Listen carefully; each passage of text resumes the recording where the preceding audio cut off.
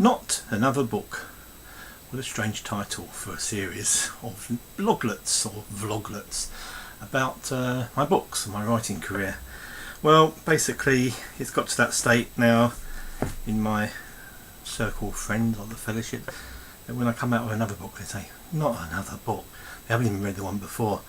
And I say this, would if Martin Lloyd-Jones had gone back to his home fellowship and they said, oh, not another sermon, or a healer going to his friends and they say, not another healing, you know, no, it's been a bit silly, I know, but not another book. I had to call it something. But talking about books, the first book I wrote was this one, Land of Many Names. Some of those of you who go back 10, 12 years perhaps may remember this. It was advertised like crazy on Revelation TV when I used to work for them, and it did sell a lot because those adverts went out a lot. Those were the early days when things were a lot simpler. It's followed by the next one, The People of Many Names. It's a series and it was published by authentic publishers, so it was a proper Christian publisher that actually published them. Well, as things went, I moved away from that publisher because my usual rant being that, you know, I was still a minority writer and my books didn't sell in the tens of thousands, therefore the marketing budget proportionately could not be allocated to me, and so basically my books were not promoted. I found that I was selling more books directly to people than they were selling through their outlets. So I terminated contract and these books reverted back to me. When they ran out, in fact these are probably the last two left in the world, what I did is I merged the two together 2 or 3 years ago and created Outcast Nation.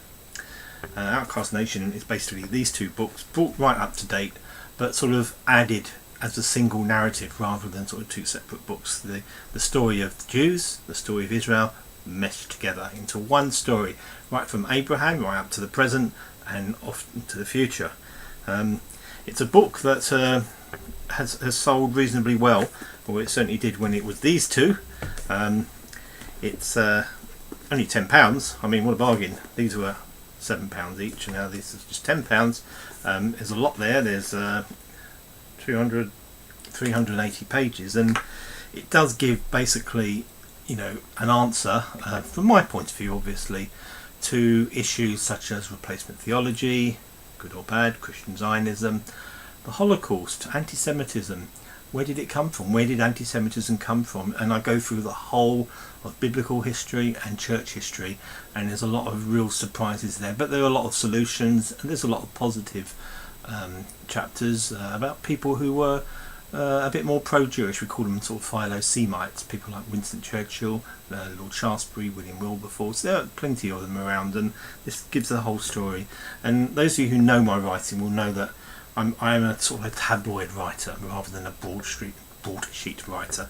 My main job is to take hard stuff from the cleverer writers and distill it into easy writing that anyone can understand. I don't use too many long words.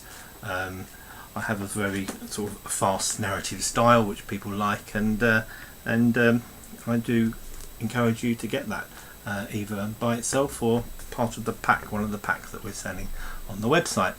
That's all I'm going to say about that one. Tune in again for the next volume in this exciting series.